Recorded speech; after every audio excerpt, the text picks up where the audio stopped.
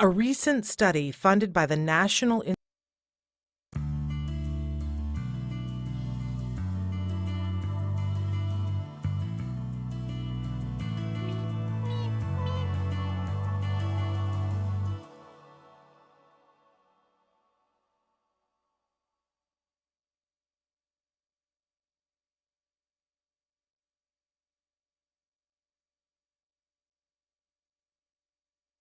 and welcome to Autism Live. Yes, once again, we're having some technical things here, but, and I can see my tail. I didn't mean to have my tail showing. Anyway, so thrilled to be here. We're gonna say it's decorative jewelry. It's a second earring.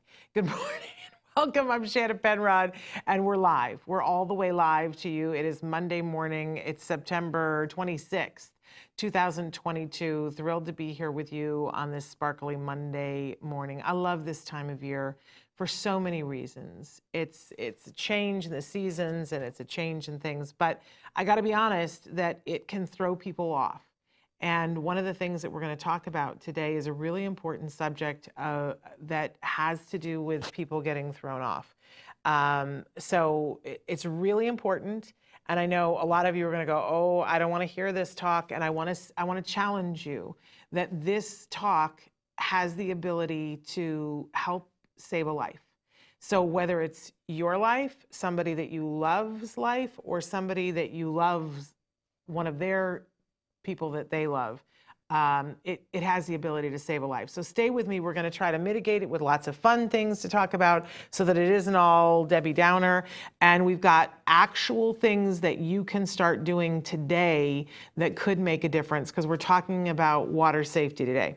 So everybody keep breathing at all costs, and we'll try to have enough reinforcers for you throughout the show. I want to start by saying that we're live right now on Facebook, YouTube, Twitter, and about a dozen other sites that you can write in. I can't get my chat to work at the moment, so if you're already chatting, it's going to work before we're done. So please write in because we love to hear that if you're watching live. If you're watching recorded, you can still reach into us all the time. My email is shannon@autism-live.com. So that's Shannon, SHANNON, at autism, which I know you guys know how to spell, hyphen, that's the dash in the middle, live, L-I-V as in Victor E.com. And you can write to me. What's great about when you write to me is that then I can write directly back to you and I can respond to you, and there's no limit. You can send me as much as you want to send to me. Whereas when you're doing it on any one of our chats, there's a character limit, right? There's my email. Traven just put it on the screen. I also want to say that you can write into our live, well, it's called the chat. It's called the live chat. I don't know why we call it that. It's not really all that chat, and it's not really all that live. So why don't we call it the receptacle for things if you need another way to get a hold of me? It's on our website, but it is called the live chat on the website. It is not interactive. I can't respond back to you when you write to something, but I can see it and I can address it on the show. So there is that for you. We're trying to get that changed on our new website. So things to talk about with our web designer, yeah? But it's another way that you can get in contact with me. And can I be honest, that is where I go to pull our starter questions for Ask Dr. Doreen.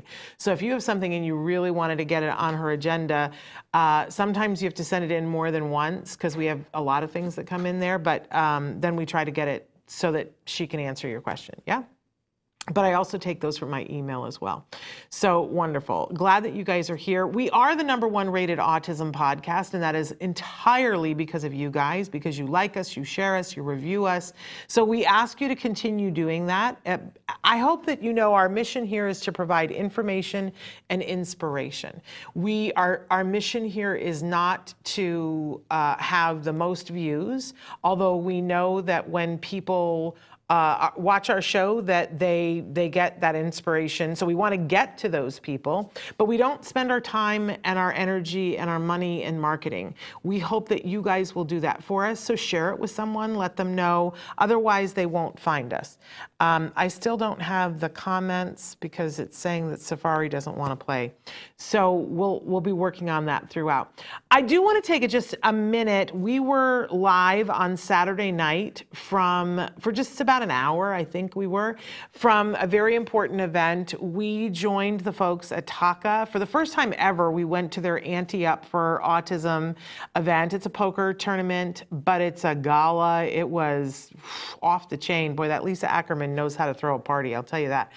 I'm still stunned about when she showed me the ballroom. We went in, and big ballroom, because the whole thing was sold out and standing room only, and amazing, because they were raising money for that incredible organization, which I absolutely love. But this border that went around the stage, this arch that went around the stage, was the most stunning thing I have ever seen. I said to Lisa that I had just watched over the weekend, I went back, I had recorded the Queen's funeral and went back and watched.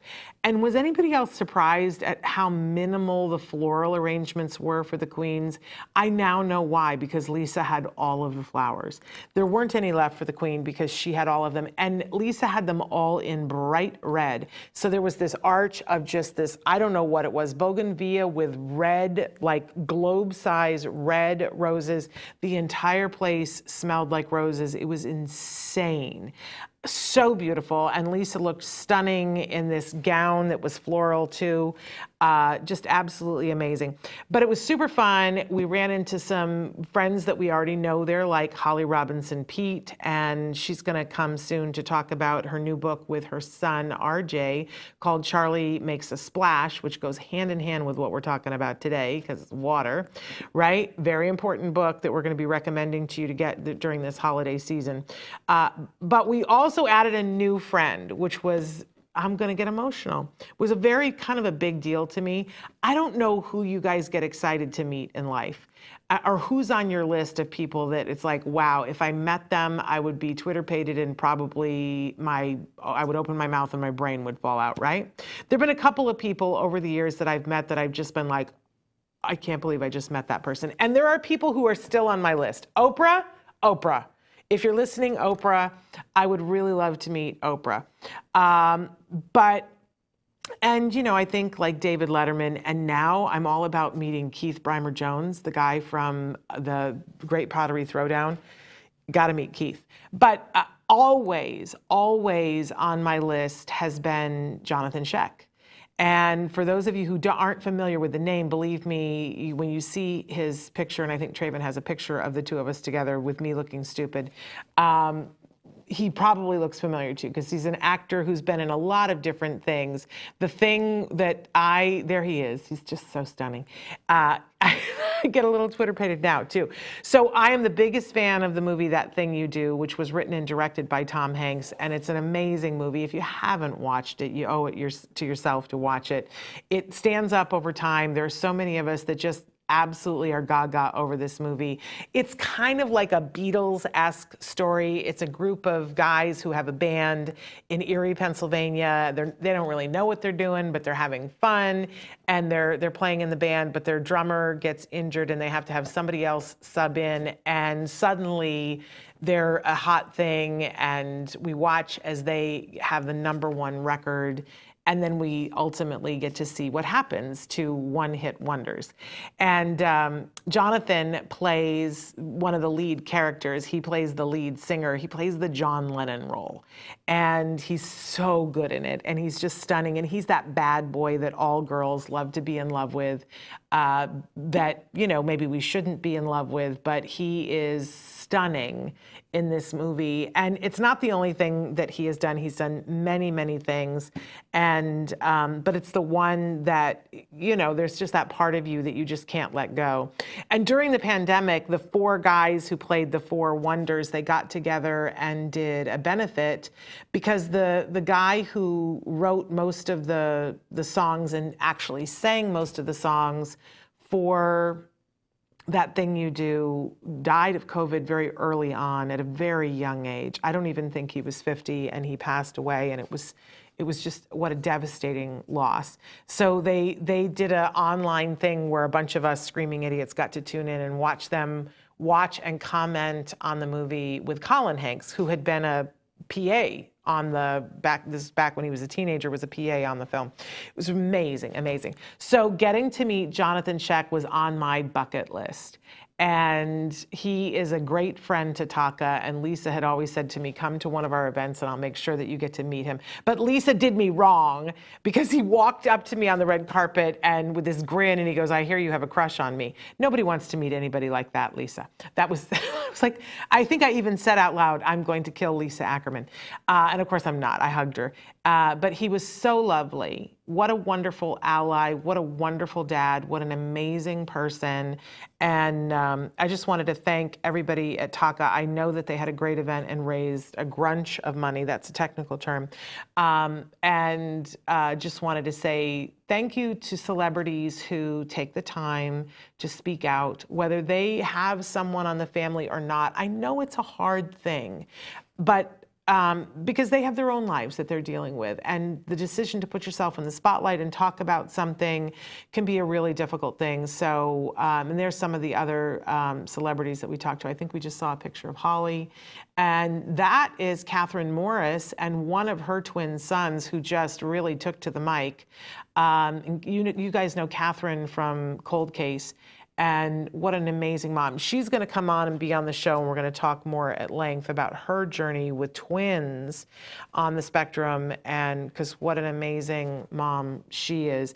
And those boys, like this son just decided he is about to be somebody who will be in front of the camera. Although apparently he has skills behind the camera, but he was loving being on the mic, and he did a good job with it too.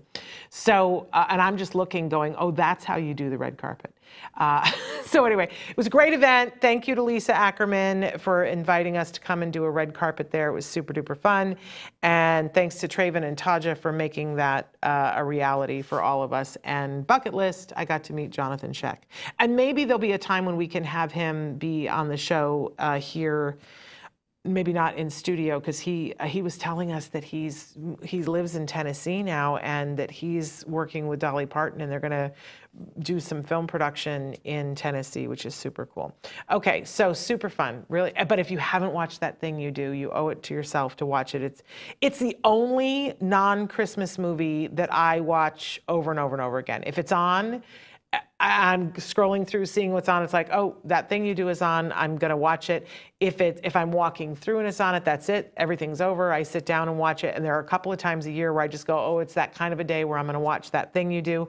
I think I'm on my third CD of the soundtrack because I've worn the other two out. I'm just saying, I think I own it on DVD, VHS, and it's on my DVR programmed in case of emergency. There you go. In my top 5 movies of all time, along with To Kill a Mockingbird and Reds. I'm just saying, it's that good. Okay, so, and when you see Jonathan Sheck in it, you'll go, oh, yeah, okay. Million watt smile. All right. What else did I want to talk about? We have a couple of other things because then I want to get into water safety, but we have a couple of messages for you this morning. Let's start with the one from Shapiro Legal Group, and I'm going to take just 2 seconds on the other end to talk about why I think this is important. So go ahead, take a look at this. A recent study funded by the National Institute of Health suggests that there may be a higher risk of autism in children whose mother took the pain reliever acetaminophen during pregnancy. Acetaminophen is the active ingredient in scores of over-the-counter products, including Tylenol, Excedrin, and Robitussin. So if your child was diagnosed with autism and you took any acetaminophen product while pregnant, this commonly recommended over-the-counter medication may be responsible, though additional research is ongoing. If you or a loved one used Tylenol or other medications containing acetaminophen while pregnant and later gave birth to a child diagnosed with autism, you may be entitled to financial compensation. Shapiro Legal Group is now evaluating potential legal claims by parents of autistic children. Call right now to see if you may be entitled to financial compensation. There are time deadlines to file a claim, so don't wait. You can reach Shapiro Legal Group at 888-657-0455. Again, that number is 888-657-0455. You can also contact Shapiro Legal Group by going to shapirolegalgroup.com/autism. Shapiro Legal Group, PLLC, associates with attorneys throughout the country to help people nationwide, and is licensed in New York and Washington, D.C., and has its principal office at 60 East 42nd Street, New York, New York. This ad was read by a non-attorney spokesperson. I just wanted to say this about that commercial, that I mentioned this the other day, that I was the one that reached out to Shapiro Legal Group and said that I thought that they should be here with us talking about this because I think that it's something really important. So I'm the one that started that. Somebody wrote in the other day and said, you know, I've been looking at that and just thinking that it's lawyers trying to take advantage of parents.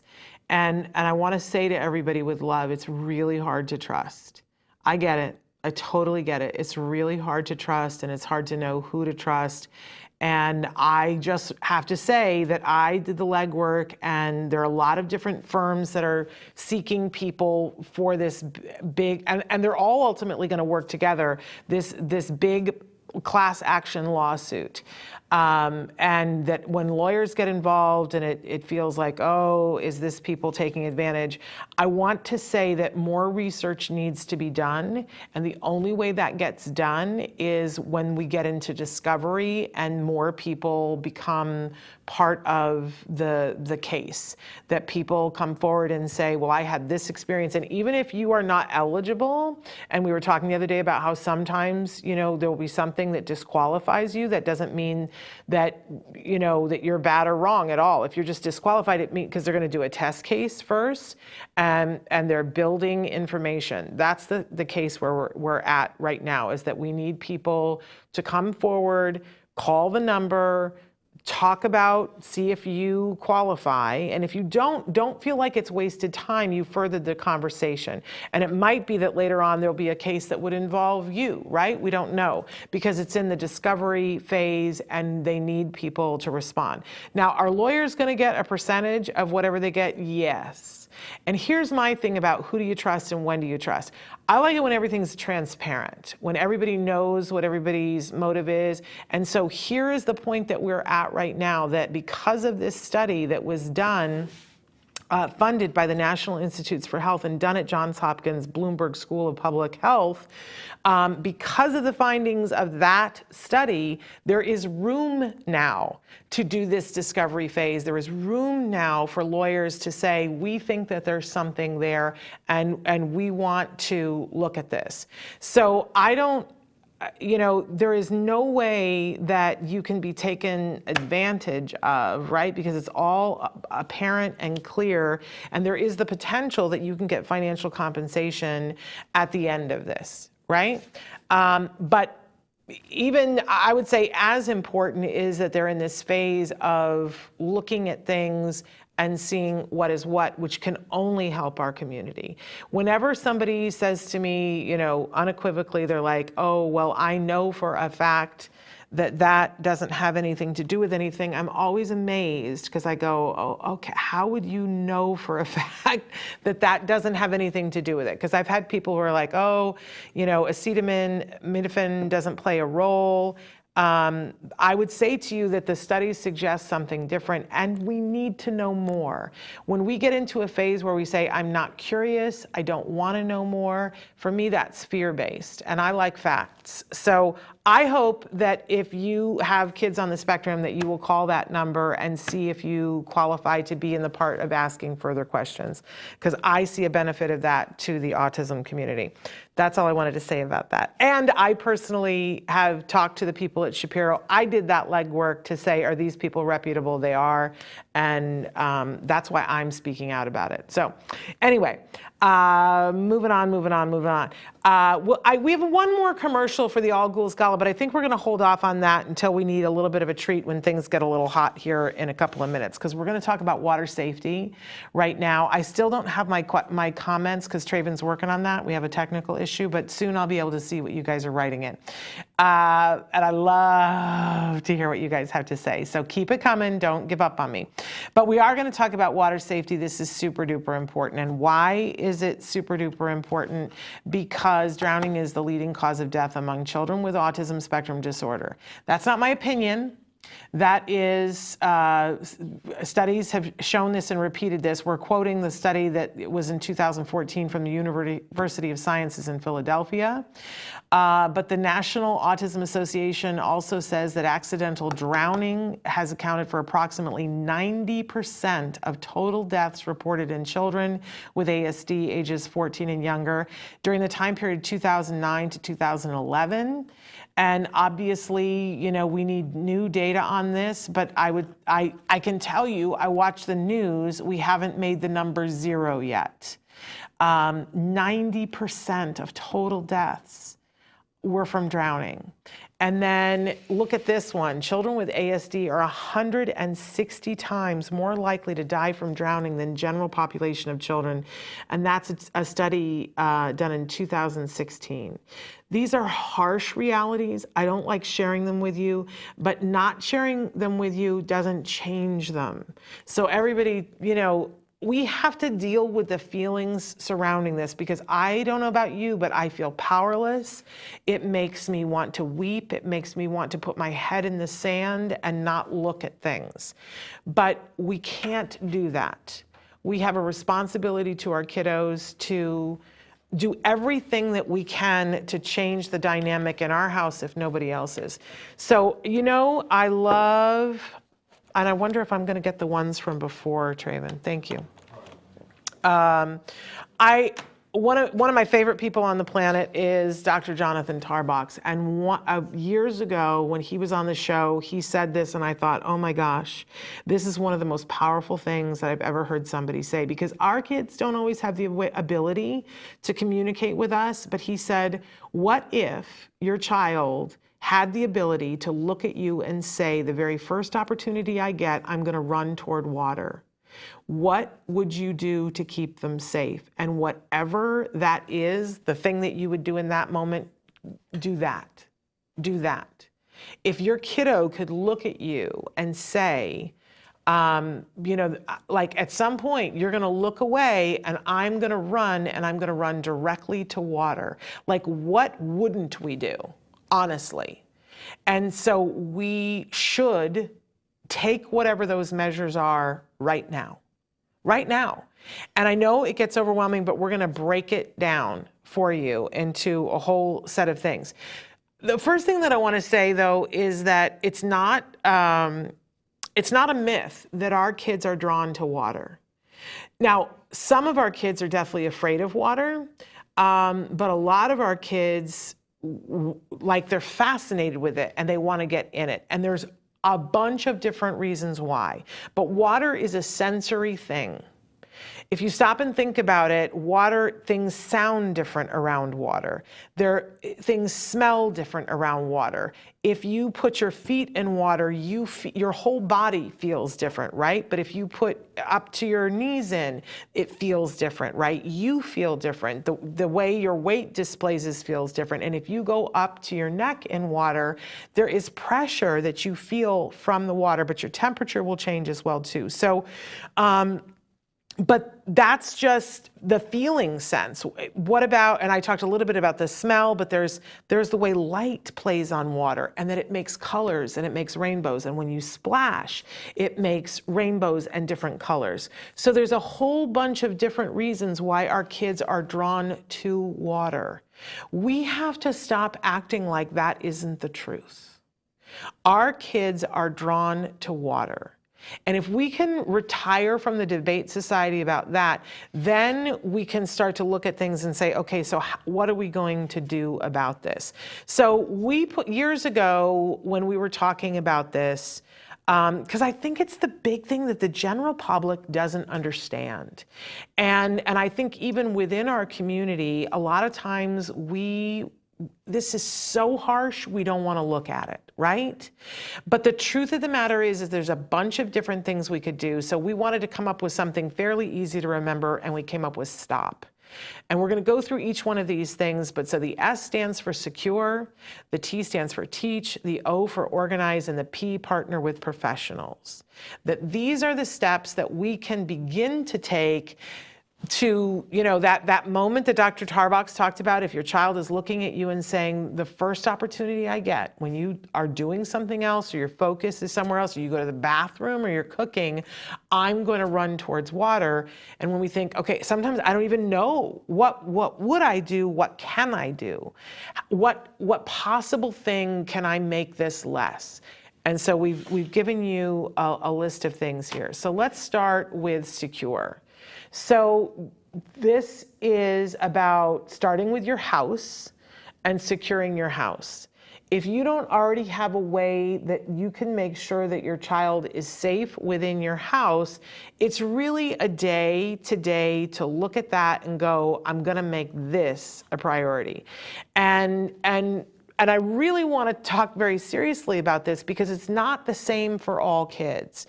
Like, we've had people write in before and say, my kid can get up on a chair and he can dismantle the locks on the door.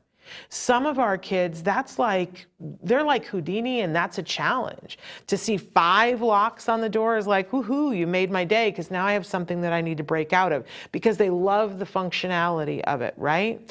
We've had kids that have gone out windows, that they've figured out how to pry out a screen because it's fascinating to them, right?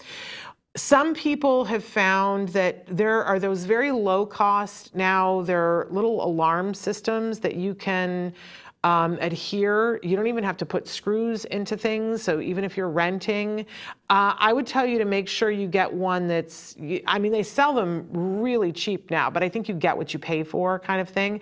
But basically what it is it's 2 kind of, I don't know whether they're magnets or whatever, but so you put one on the door jamb and one on the door. And when the seal between them, there's like, they talk to each other, and when it's broken because the door is open, it sets off an alarm. Now, people go, oh, I hate it because then when I open the door to go out in the morning, the alarm goes off. Yes, it does. But that's better than the alternative.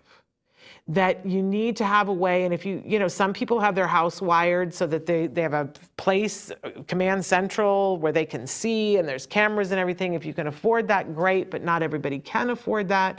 But there are things that are within the wheelhouse to be afforded. A lot of us really like those hotel locks. Some of our kids are so good that they can open the hotel locks. Those are the ones that's got the ball, and there's the thing that comes out and it closes over it so that you can get the door open this much, but you can't get it further than that. Some kids can figure that out. So it's not one size fits all. But I'm telling you, it's worth it to take a minute. And if you have to, divorce yourself from the emotions and go, think of it like a game, like, I'm going to win the game. How do I make it so that my child can't leave my house without me knowing? And how can I outsmart the system and my child? Okay, no, he's Houdini. He can do that. So then I got to up my game a little bit. If that helps you to deal with the emotion of it, because what you can't do is get paralyzed and say, I'm not going to do it. So securing your house. And while you're doing it, can I just take a minute to say that there are other concerns to be made sure that, you know, make sure that your hot water heater is set to a level that your child's not going to get burned if they turn on the hot water. Check all your knives. Do you have a little thing on the drawer so that they can't just open the knife drawer? You know, look at what all the concerns are. You know, are the medicines locked up? All of these things. And while you're doing that, will you please do me a favor, because it's that time of year anyway, please check your fire alarms to make sure that the batteries are still working. And you could even do a fire drill while you're doing it. These are all safety measures that it's incumbent upon us as parents, and especially as parents of kiddos on the spectrum, that every once in a while it's got to be built into the schedule that we're keeping the house safe. Don't put it off, because I got to tell you, one of my biggest things is I want you to be able to take care of you. And we know we can't when we're worried about this kind of stuff. And this is the kind of stuff that will wake you up at 2 o'clock in the morning and you'll go, I didn't do it yet. Just do it. Just do it. Just do it. Ask a friend to help you. If you have somebody that's a handyman in the family, say, can you come over? Can I tell you what I did years ago? I had an expert come over. I traded him for a blog because I couldn't afford him, but I said, can you come over and make sure that my house is safe, and I'll write a blog about it. Many, many years ago, before I had a show. I had a blog. And he came over and did the whole thing, and it was fascinating because he got down on his hands and knees and crawled around the house, and he was like, oh, this is a problem, and things that I didn't even know. So do whatever you have to do to make your house secure for you. Don't go over the top. You need to make sure that there's a way to get out in case of an emergency, right? But make sure that your child can't leave the house without you being aware of it. That really is key. Then you can worry about making sure that the school is aware of the fact that your child, all children that are on the spectrum are an elopement risk, even if they haven't already done it. And you want to make your school aware of and ask them what alarms they have, what self-closing gates, who's working where. Ask them what their safety protocols are. I had to do this with my son's school, and everybody thought that I was being ridiculous, and they upped their safety protocols because I said, I'd like to tour and see what the safety protocols are. And we walked around. This is not even funny. I don't know why I'm laughing. It's nervous laughter. But I walked around with the assistant superintendent, and all of the self-closing gates were propped open. All of them. And I said to her, I gotta be honest, I'm a little disappointed in you because everybody knows how paranoid I am. And if you knew I was coming, why didn't you come 15 minutes early, walk around and close all of them? And she said, yeah, except I did do that. And I said, oh, okay. So now you understand that the problem is a problem. There's a human being that's walking around and propping all of these gates open. And she was like, yep, and I'll take care of it. And they did. And I was able to take my son to school and feel like he was safer, yeah? You also want to make sure that your car is safe and secure, right? That your child protective locks are on, that you have a 5-point harness if that's what your child needs to be sitting in the car. You want to take just a second to think about, okay, is my car safe for my child? But then next on the list is if you have a pool. And, we could say that it should be the first thing on the list, and I'll take that argument, but your pool has to be secure. And there's a bunch of different ways to do it depending on who you are, where you live, what's comfortable for you. Here in California, a lot of people have pools, and they have, some people have a fence around their pool, yeah? Other people in California, there's this thing, they're sort of transparent, and when they do the pool, they sink little holes into the concrete around the pool, so you can put in these poles that have this secure fencing with a gate, and it takes like 5 seconds. You can put it up, but if you want to have people over for a party and you know that people are going to be outside and people are going to be watching, you could take it all down and have your open backyard. I will tell you that children die at parties with people watching because everybody's busy doing other things. It happens every day of the year. So I would caution you with that. One of the things that I super love that no one who has a pool loves, but if our goal is to be safe, they have water displacement alarms for a pool. And you can set it, they're very sensitive, you can set it to a certain weight. And this is key. And a lot of people don't take the time to do this. So a leaf will fall in the pool and the alarm goes off at 2 o'clock in the morning and everybody's unhappy with it and they turn it off. Don't do that. But basically there's a way that you can take a jug of water, and you want to think about having something that weighs more than a pound, but would definitely set it off if a child fell in the pool. And that alarm has saved many lives. And I'm going to talk to you in a second about how you not only want your pool to be secure, but you're going to want all of the nearby water sources to be secure as well. You really need to think about what is close by water-wise. If you have a pool in your backyard, you're going to take responsibility for that. But what if the neighbor 3 houses down has a pool and they never lock their gate and they don't have a fence around their pool and they don't have a water displacement thing around their pool? We're going to talk about having a conversation with them and some things that you might be able to do. But if you can keep your child safe and in your yard, then we don't have to worry about that pool down the way. I still would worry about it a little bit, but you know what I'm saying? Frontline defense first. But if you have any control, some people live near a pond. You can be looking at that and going, okay, what do I need to do to make this place safe for my child? And if you find that you can't, then you go back to how do I keep them safe at home and not there, right? We want to secure as much as we possibly can. This isn't about making yourself crazy. It's about taking control of what is within your control. And your pool in your backyard is absolutely within your control. Maybe the pond that's half a mile away is not within your control, but making sure that your child can't get out of the house to get there, much more in your control. Okay, so now, once we've secured things, we definitely want to teach. And there's a bunch of things. This is not just one thing. That, it is super imperative that all of our kids learn how to swim. And I know already there's some people who are like, oh, but they're so fascinated with the water, then they're going to want to be in the water all the time. I think there is a risk for that, but I think that's looking at it the wrong way. We know that our kids are attracted to water, and water is in a lot of different places. And if they knew how to keep themselves alive while they were in the water for 2 minutes or 3 minutes, it could make the difference of you getting there and getting them out of the water. So that's why I think it's super important. We've had lots of experts here on the show talking about how imperative it is to get kiddos on the spectrum swimming lessons.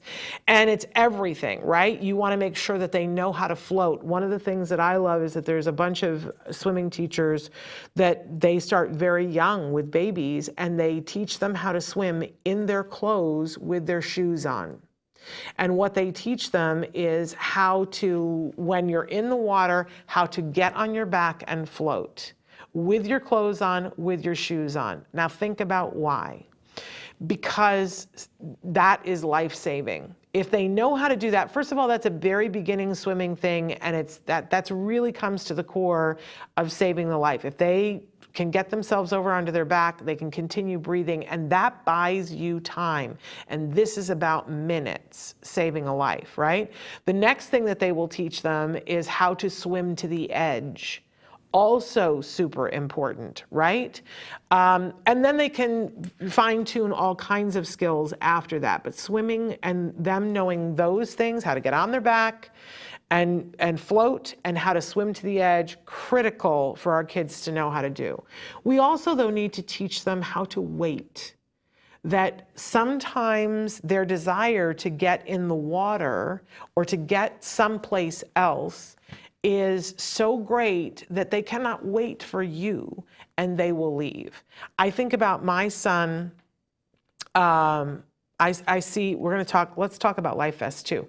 I remember a time when it was a very busy day. My son had therapy in the morning at our house, and then it was time for lunch. And I was a little bit behind schedule, and I needed to get the lunch made, and I was on the phone with someone, so I was distracted, and I had the 5 locks on the door and the hotel lock, and the therapist left, and my son kept saying, picnic, picnic, picnic. And he had this little poo hut thing that was a pop-up tent that sometimes we would go and have a picnic for lunch to just shake it up, because then he was going to have another therapy session afterwards. He was probably 3.5 at this point. And he was saying, pin it, which was picnic, right? And I said, yes, we'll go on a picnic. And I was saying to the person, I got to go because I got to get lunch, and he wants to have a picnic outside. And I heard, you know how it's like you're busy, you're doing a lot of different things, and I was saying goodbye to the friend, and I heard a noise, and my brain heard the noise, and I couldn't quite figure out what the noise was, and then I realized what the noise was. The noise was that I was hearing traffic down at the street. We were in a condo, and you had to go all the way down, but once you went down, there were cars that went by, right? And there were pools everywhere too. And the condo thing that, they were fenced in, but it was with pole pipe things that he could shimmy up and go over. But I heard the noise of traffic outside, and I was like, something is wrong. And I went running over to the door, and he had pulled up his little yellow chair that he sat at his table with, and he had gotten on the chair, and he'd opened the hotel lock, which I didn't think he could do. So clever. And I screamed, dropped the phone, ran down the stairs, down to the sidewalk, and I saw him running towards the street.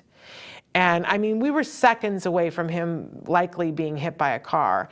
And I said, stop! And we had worked on stop, which is part of working on waiting, right? And my son stopped where he was because he heard me, and he turned around and he had his little poo hut with him because he was going on the picnic. You know what I'm saying? So we need to teach our children how to wait. We need to teach them the rules around leaving. That this is, we used to say to my son, this is my door, and these are my locks, and you don't open them without asking me. And in the beginning, like, he didn't care about that. As far as he was concerned, it was his door, his locks, he was going, right? But what we taught him was, if you wait and you ask mom, mom will open and she will go with you, and you will have the picnic with the poo hut, right? But that you don't get to if you try to get out by yourself. And we had to teach him the rules around leaving, and that there was a benefit for him to ask. That if we were in the grocery store and he wanted to go look at something else, that he couldn't just walk away from me. He had to be taught that, you know, he would say or sign or whatever, or push a button on an iPad, however our kids communicate, and say, I want to look at toys. And whenever he would ask me, I would say, I would leave everything. I need to do the grocery shopping, but let's go look at the toys. Right? So that he learned, here are the rules. I ask, and then I have the opportunity to do it. But sometimes I have to wait. Right? We also want to teach children the rules around water, that you don't go in the water without somebody else, that that's not allowed, that you have to wait. And there are a whole bunch of other rules around water, like we don't splash other kids in the face, right? These are all good rules for them to learn that are going to help to keep them safe. But at the base of all of it is those ground rules that maybe it will prevent them for 3 minutes before getting in the water, which gets you time to get there. It is seconds can save a life at this point. We want to teach them how to ask for help, how to interrupt and ask for help, right? We want to teach them self-regulation, because sometimes the kids are running away from something like a loud noise or something, and they run to the water because it's the thing that's going to calm them down. So we teach them self-regulation and self-soothing, along with a million other lessons. But we can't take this attitude of, well, these numbers are so scary, we're just going to hope for the best, right? No, we're going to be proactive, we're going to secure things, and then we're going to teach a buttload of things, because this teaching is how we get from this fear-based, oh no, what if this happens, to being at a place where your child is older and they understand the rules and they're going to be much safer. So really important to teach. Now, somebody wrote in and said, consider investing in a life vest. And I will tell you that I'm not opposed to this. And I was all about the floaties. If we went to the swimming pool, my kid had a set of floaties on, and I have had swimming experts on the show many times, and they're like, this is the wrong thing. This is the wrong message. This is the wrong thing. Now, I'm coming from a place of, I'm not a good swimmer. That if something was happening and my child was struggling in the water, I might be able to save my child, but I'm not a proficient swimmer. And I'm a little afraid of the water. So that's why I did the floaties. But what I know they would want me to say to you is that 9 times out of 10, when these kids are drowning, it's because they eloped. They ran away from their school, they ran away from their home, they ran away from while they were walking, whatever. And it's not a circumstance in which you would, you're not going to put a life vest on your child 24/7, right? And so they say that sort of comfort around, well, we have a life vest, often teaches all of you not to do the rest of these things. And that's a recipe for disaster. So I'm going to say to you, if you're going out on a boat, yes, have the life vest, right? If you're going in the pool and you don't swim well and there's not somebody there who does swim well, yes, life vest. But it's not a recipe for making sure that our kids don't die, because the circumstances from which they find themselves in water are almost never ones where a life vest would have been in play. Does that make sense? I hope so. Okay, so that's teach. Then the next one is organizing. It's really important that we not try to do this by ourselves. This is you talk to friends, family, and anyone on your team that is going to be interacting with your kiddo, and talk about water safety, and talk about elopement, and talk about your kid. Talk about your kid and the kinds of things that set them off. I always think about Romario Snow, who, amazing young man, who has this, he has a very hard time sensory-wise with any kind of violence. He's a distance runner, he loves to run, and he has minimal spoken communication. So intelligent, so kind, one of the nicest, sweetest people on the face of the earth. And yet, you know, speaking is not his thing. He can minimally converse with people, but really not enough to support his needs. And so when he is in a circumstance where something is happening and there's violence happening, because he's a distance runner, his instinct is to run. And he will run and run and run. He runs marathons, for goodness sake. He can run for 6 hours without stopping, and he wants to get away from that violence. So twice we've had this circumstance where Romario, once he was in a store with his mom, and she had twin little girls in her stroller, and there was a television in the store that had, you know, somebody punching somebody, like playing on a movie. And she was saying to the shop owner, can you please turn that off? And it didn't happen quick enough. And so Romario he ran out the store, and she was trying to get the stroller out, and he was missing for 27 days. Unfortunately, you know, his mom was able to find him on day 28, and he was injured and had a whole lot of things going on, but he was alive. You know what I'm saying? And then again, he went missing for a 24-hour period after he ran the Los Angeles Marathon. We were all, by that point, we knew Romario and his family so well. I mean, my family was out walking the pier, handing out missing posters. It was that personal to our family. Unfortunately, he was found after 24 hours. A park person found him on a bench and recognized him, and he was okay. But my point is, his mom goes around and tells everybody, if you're going to run with Romario, if you're going to walk with Romario, if you're going to go to a restaurant with Romario, if you're going to, you know, do anything with Romario, you need to know this about him. If people are engaging in violence around him, your first thing is make sure that Romario doesn't run. You got to talk him down. You got to have a conversation so that he doesn't do it. Kids have all kinds of reasons why they will leave. The story of the little kid who 2 houses down, they had puppies, and mom, the people said, does he want to come see the puppies? They went and saw the puppies, and this was a little customer who was nonverbal, and all he wanted to do was see the puppies, but he didn't have a way to ask for the puppies, and he loved animals, and so mom turned her back for a second, and he went to look for the puppies. He didn't really know which house it was in, but he knew that the puppies were somewhere, and then now the child sees a lake, bad stuff happens, right?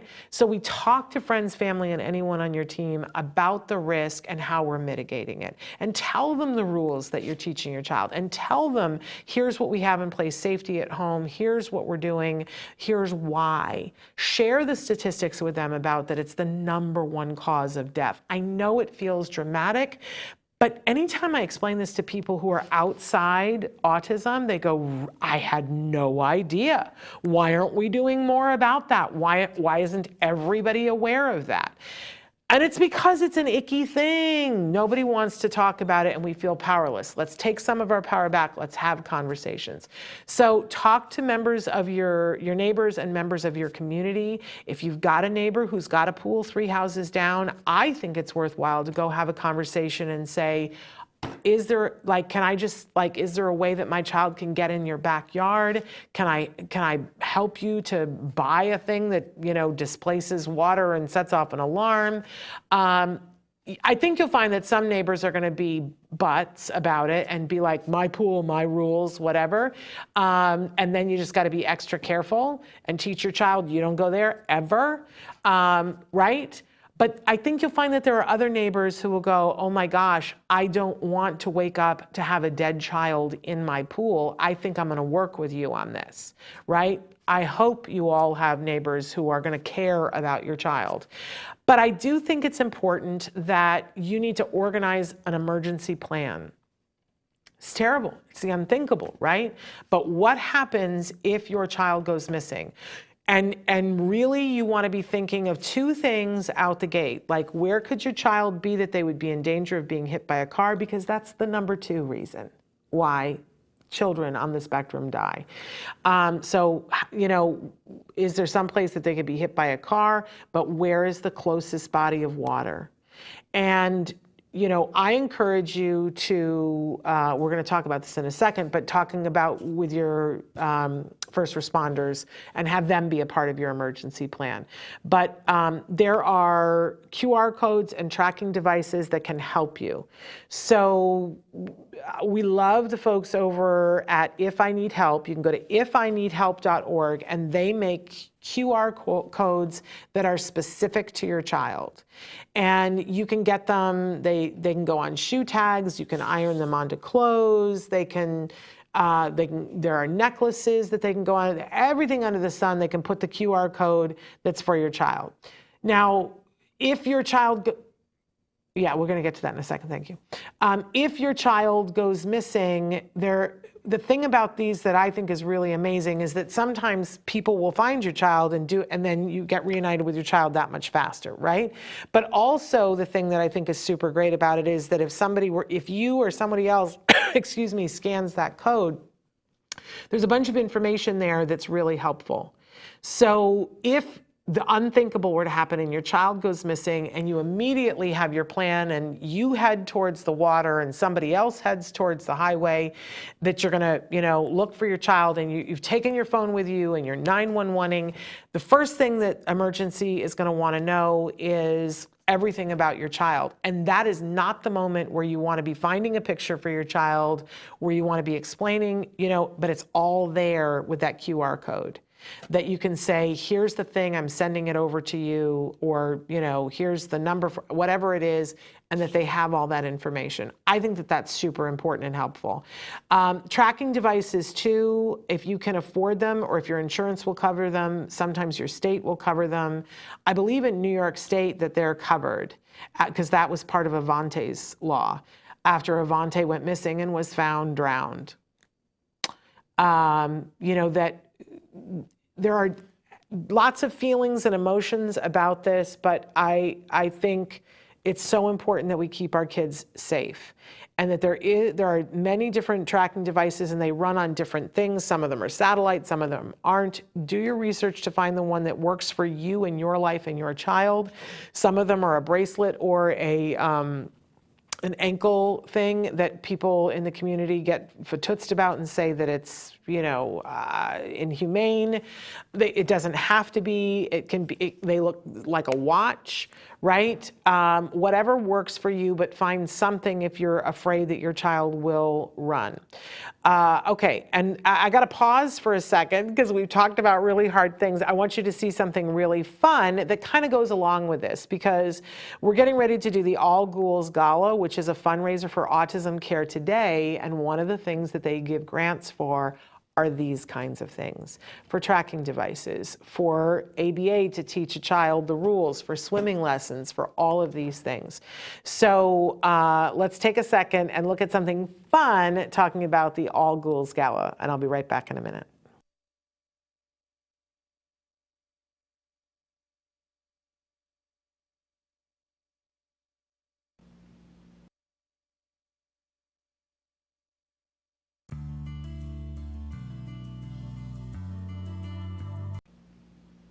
You are invited to a frightfully fun evening at the first annual All Ghouls Gala.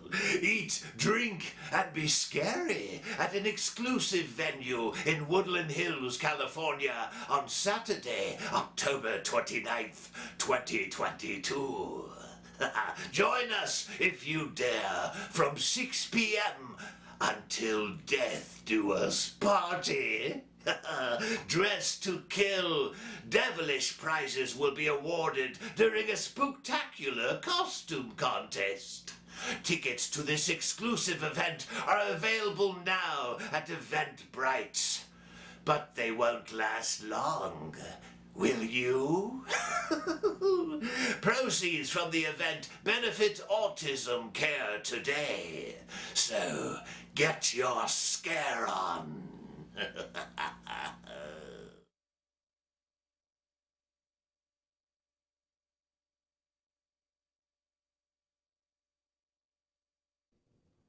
There we go.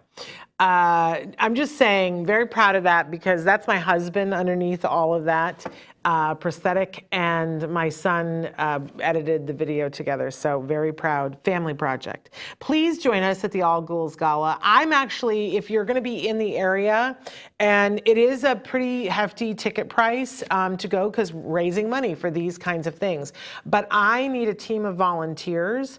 And so if you're going to be in the area and you'd like to come to the event and you can't afford the ticket price, come be one of my volunteers and then you're at the party regardless. I hope you'll reach out to me to do that. Okay, so last on our list is partner with professionals. I think that it's super important to get to know the first responders in your area. And I think that it's a great idea to take your child, regardless of their age, and ask if you can come over. Usually they'll say, you know, you can come over, but if an emergency happens, we might ask you to leave, right? But I would call them, and I did this with my son. I would call them and let them know what your circumstance is and why you want them to come and meet. A lot of times kids are afraid of police and firefighters and will run from them. So we specifically asked that we wanted him to come over and get to know them so that he wouldn't be afraid of first responders. Now, we also taught my son that if somebody came up to him in a police uniform or a firefighter's uniform and said, I want you to come with me, that he could ask to see their badge and to hold their badge, and that badges need to be heavy, that fake badges are light. And he was taught that if a policeman asks for you to go with him, ask to hold his badge and that they will let you. And if he doesn't let you see or hold his badge, then he's not real. And if his badge isn't heavy, then he's not real. So we taught that to my son.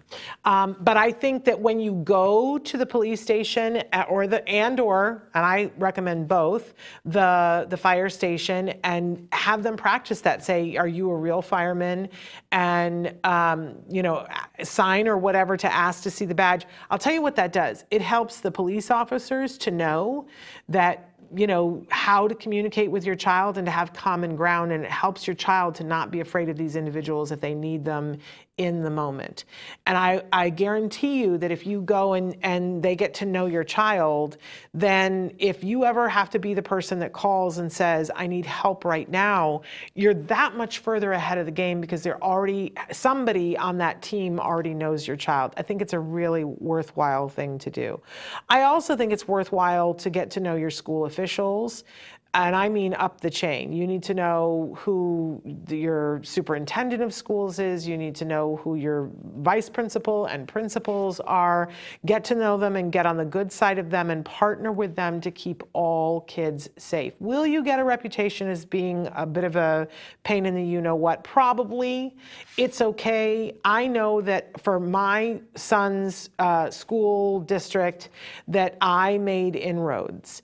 I was not well liked. I can live with that, but I know that kids were safer because I brought up concerns that maybe other parents didn't know or didn't feel empowered to bring up. I think it's important that we talk about these things with the professionals and not leave them out. Of course, it's important to talk about it with your ABA team. I hope that you have a good ABA team and that they're talking already with you about safety issues, but have that conversation. There wasn't anybody that came in my house that we didn't have a conversation about safety. Because it's important. It's like job one to keep our kids safe. And then last but certainly not least on my list, and you guys might want to add things to this, but what about the swimming teachers? More and more teachers are getting certified and accredited to be able to teach kids on the autism spectrum. But if your teacher isn't, if your swimming teacher isn't, don't be dismayed, because it may be that they're about to become someone who would want to have that, right? But have a conversation with them about swimming for autism. There are books that are out there, there's trainings that are available, there's certifications that are available, and we know that it's beneficial to save lives, but also to teach a skill that it helps self-regulate and is a lifelong leisure skill that's very pleasurable and enjoyable. So have conversations with them about your concerns, because everybody is different, right? But do have the conversation, partner with these people to be a part of your network to keep your child safe as possible, because that's really what this is all about. So here's the things that I want to ask you is, what can you do today? I threw a lot of stuff at you, and some of it you might be like, no, we've already done that. Or what I'm asking you right now is, what can you do today? From all the things that I said, what kind of nudged you? And can you do it today? Because it's so important. The fear will paralyze us. And it makes us go, I don't want to deal with that, so I'll deal with that another day. But that is not the right tactic when we're talking about water safety. This is the kind of thing that you are going to work on for a couple of years, and you're going to keep manipulating it and working on it to make sure that your kiddo is safe. Because we cannot ignore this. The statistics are there, and it breaks my heart on a regular basis when I turn on the news and I see another kid with autism who's missing, and then we wait. And just last week, horrible tragedy, the unthinkable. And there is a parent there today who feels like it is their fault. It isn't. It isn't their fault. But I know that they're wishing that they could go back and do a do-over and do more. And so I'm telling you, here's a bunch of things that you can do that are reasonable and you can do. And if you say to me, well, I can't afford the tracking device, I can't even afford the locks, I will tell you that there's an amazing organization called ACT Today, and you can go to act-today.org, and one of the things that they do is fund those kinds of requests for families, even including money towards fencing. Fencing is very expensive, but they have funded fences before for families that had no other way to keep their child safe. So I'm sending you guys love. Please, please, please don't ignore this. Please do one thing today. And I'm going to challenge you, do the thing that scares you the most, the thing that you're like, oh, I really don't want to look at that, because often that's putting an alarm on your pool. And make the people who install it work with you until it works right for you. Because people go, oh, well, you know, a squirrel went in the water, and so I don't, you know, it woke us up at 2 o'clock in the morning, so we're giving up on it. No. Remember what Dr. Jonathan Tarbox said. If your child could look at you right now and had the ability to use all of their words, and they were able to say to you, the first opportunity I get, I'm going to run towards the water. What measures would you take? What wouldn't you do to keep them safe? And let's just do that. Do that and do everything that we can, because our kids are the most precious thing, right? All right, we are back tomorrow with the fabulous Dr. Doreen, and she is going to be here live answering your questions. I hope that if you have questions, you'll go ahead and write them in now. I want to say, I am Angel. I see what you say, school discipline for children on the autism spectrum. This is a worthy topic to discuss. Many children are being punished for their behavior that's directly associated with the characteristics of autism. Yes, we will put that into the rotation for a parent-to-parent discussion, and we'll do that on another day. Thank you so much. I'm sending hugs to everybody. We got through it. We talked through the water safety thing. It's hard, but I hope that it will help you to do proactive things, okay? Much love to you. We'll be back tomorrow. Until then, give your kiddos a hug from me and one for you too. Bye-bye for now.